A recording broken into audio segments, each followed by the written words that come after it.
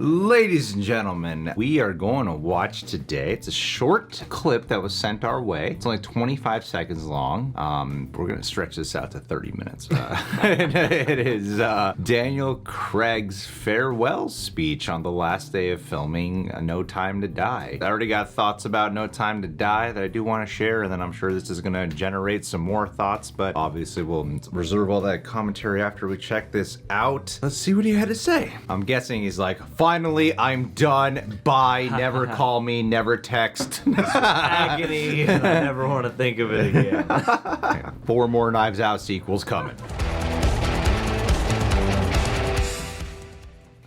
And a lot of people here worked on 5 pictures with me, and I know there's a lot of things said about what I think about these films and all of those whatever, but I've loved every single second of these movies, and especially this one, because I've got up every morning and I've had the chance to work with you guys, and that has been one of the greatest honors of my life. So.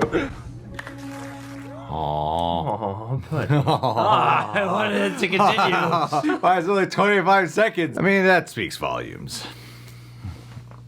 Aww. I know. Watching him get all choked up, getting emotional. Just from our opening joke, you know, obviously we've heard the things that people say about how he feels about these films. His experience with Spectre, especially talking about that during interviews, coming off the heels of that, it really seemed like he was over this and just wanted to let it go.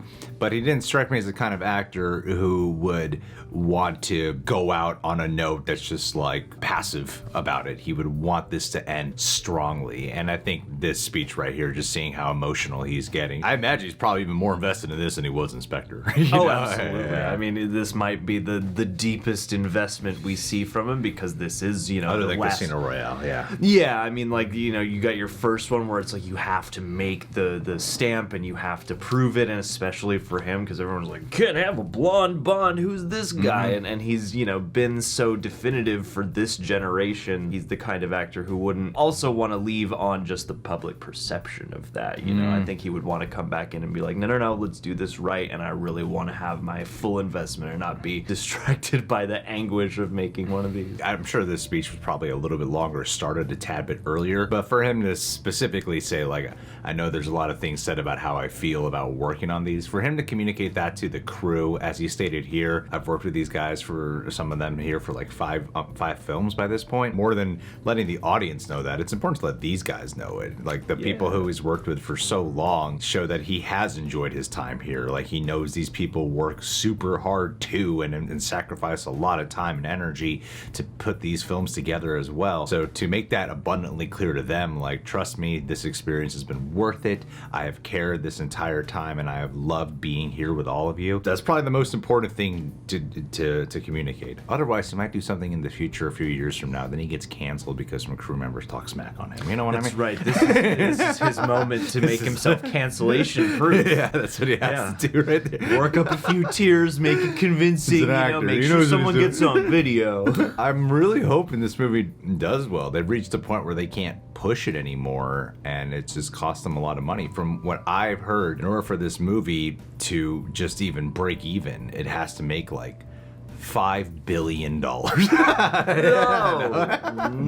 but I would, in a version of the world, I'm like, is it? It could be. I don't know. I forget what the actual total is, but it's like close to $1 billion, and it's just such an unfortunate circumstance, such an unfortunate situation, because this is his last outing. He's not going to come back for another one, and this movie, unfortunately, one of the biggest ones to suffer the consequences of the pandemic. They've kept pushing the release date so many times. Each time it's cost them more money to do, and it's reached the point where they're like, look, we just gotta release this no matter what. I am concerned that it's not gonna, you know, break even. Like, this should be $5 billion or whatever crazy. Well, yeah, and I mean, you know, the theatrical only release bodes well for it, but yeah, after so much time and after so much advertising, it's funny. It's like, it's definitely, I think, more apparent to people as to why it's been delayed, why it's not out yet, etc., etc. But I mean, also, all that stretching over time does take a toll, and I can imagine might diminish business. So it does seem like they're in a rough spot, and I do hope the people will show up. I mean,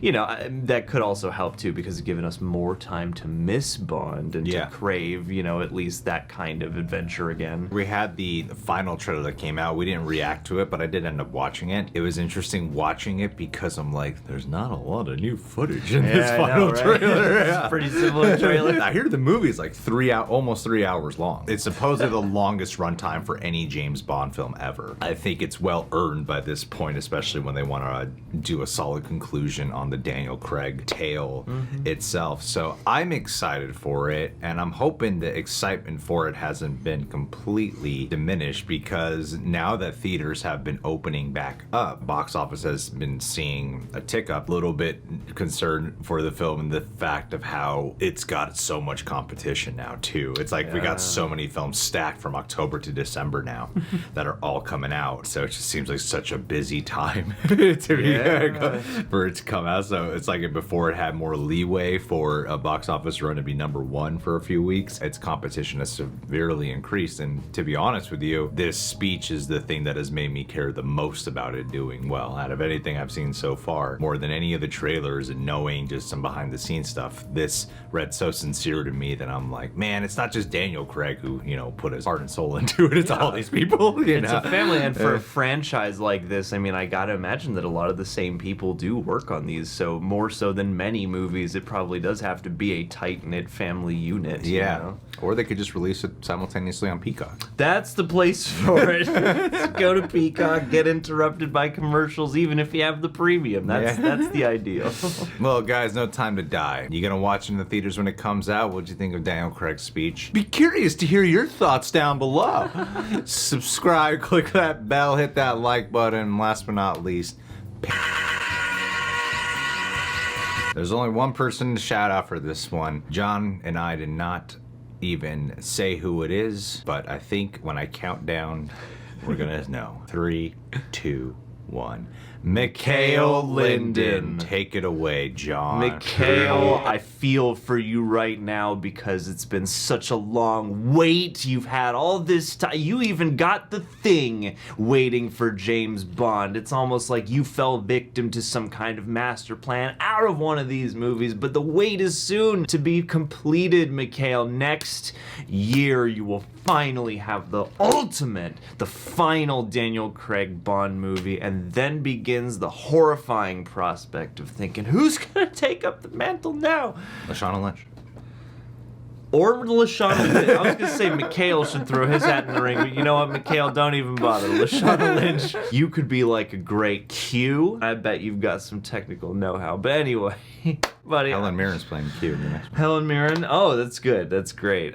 You know what? Never mind, Mikhail. You should be like one of the background characters who All the background players are Neil Patrick Harris. Mikhail, you can't be in the movie. I'm so sorry. I tried.